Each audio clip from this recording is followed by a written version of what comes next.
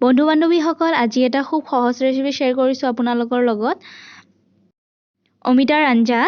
আৰু এইটো খাৰ নিদিয়াকৈ বনাইছোঁ তেনেহ'লে ভিডিঅ'টো আৰম্ভ কৰোঁ আহক আৰু যদি মোৰ চেনেলটো ছাবস্ক্ৰাইব কৰা নাই আপোনালোকে তেনেহ'লে ছাবস্ক্ৰাইব কৰি লওক আৰু কাষতে থকা বেল আইকনটো দবাই লওক যাতে মোৰ আহিবলগীয়া নতুন নতুন ভিডিঅ'বোৰ আপোনালোকে পাই থাকে তেন্তে আৰম্ভ কৰোঁ আহক ইয়াতে মই গোটা অমিতা এটা টুকুৰা টুকুৰিকৈ মই এইখিনি কাটি লৈছোঁ কুকাৰত মই এইখিনি বইল কৰি ল'ম দুটা হুইচেল মাৰিম আৰু ইয়াতে মই নিমখ অলপমান দি এইখিনি বইল কৰি লৈছোঁ অমিতাখিনিৰ লগতে টুকুৰা টুকুৰিকৈ এনেকৈ কাটি বইল কৰি ল'ব পাৰে মই কিন্তু বইল কৰা নাই আদা নহৰু পেষ্ট লৈছোঁ 1 চামুচ আৰু কেঁচা জলকীয়া লৈছোঁ পিঁয়াজ সৰু সৰুকৈ এটা কাটি লৈছোঁ তাৰ পাছত ইয়াতে পাঁচফোৰণ ল'লোঁ জিৰাৰ গুড়া ধনিয়াৰ গুড়া জলকীয়াৰ গুড়া 1 চামুচ পৰিমাণৰ লৈছোঁ আৰু হালধিৰ গুড়া আধা চামুচ পৰিমাণৰ ইয়াতে কেৰাহী এখন বহাইছোঁ তেল গৰম হোৱাৰ পাছত ইয়াতে মই দিছোঁ আলুখিনি অলপমান ফ্ৰাই কৰি ল'ম মই আলুখিনি অলপমান সময় ফ্ৰাই হৈ যোৱাৰ পাছত মই এইখিনি আলু নমাই ল'ম সেই একেটা তেলতে মই এতিয়া পাঁচফোৰণকেইটা দি দিছোঁ পাঁচফোৰণকেইটা অলপমান ফুটাৰ পাছত মই ইয়াতে কাটি থৈ দিয়া পিঁয়াজখিনি দি দিছোঁ পিঁয়াজখিনি অলপমান লৰাই লৈছোঁ তাৰ পাছত মই আদা নহৰু পেষ্টখিনি দি দিছোঁ আৰু এইখিনি মই অলপমান ৰঙচুৱা হোৱালৈকে ফ্ৰাই কৰি ল'ম কেতিয়াবা বনাব এলাহ লাগি থাকিলে এনেকৈ খুব সোনকালে বনাব পাৰি আঞ্জাটো এলেহুৱা মানুহৰ কাৰণে এইটো ৰেচিপিটো খুব সহজ ৰেচিপি হয়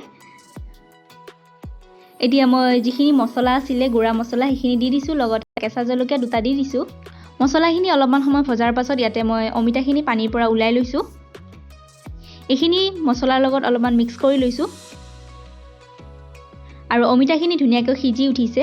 বইল কৰা সময়তে সেইকাৰণে ইমান এটা ভাজি থাকিব নালাগে লগতে মই আলুখিনি দি দিছোঁ ফ্ৰাই কৰা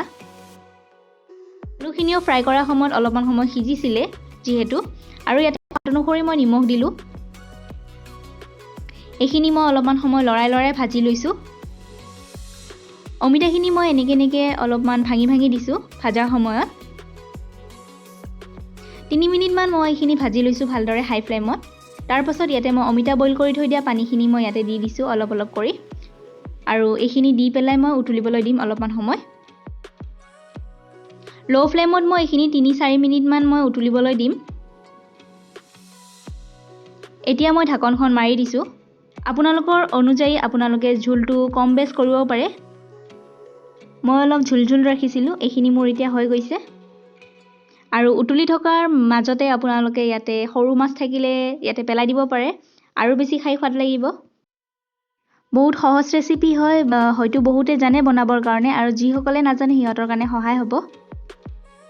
ৰেচিপিটো যদি চাই ভাল লাগিছে তেনেহ'লে লাইক কমেণ্ট কৰিবলৈ নাপাহৰিব লগতে শ্বেয়াৰ কৰি দিব বন্ধু বান্ধৱীৰ সৈতে আৰু যদি মোৰ চেনেলত আপুনি নতুন হয় তেনেহ'লে ছাবস্ক্ৰাইব কৰি দিব আৰু কাষত থকা বেল আইকনটো দবাই দিব যাতে মোৰ আহিবলগীয়া নতুন ভিডিঅ'বোৰ আপোনালোকে পাই থাকে তেন্তে আজিলৈ আহিছোঁ আকৌ এটা নতুন ভিডিঅ'ৰ সৈতে লগ পাম ধন্যবাদ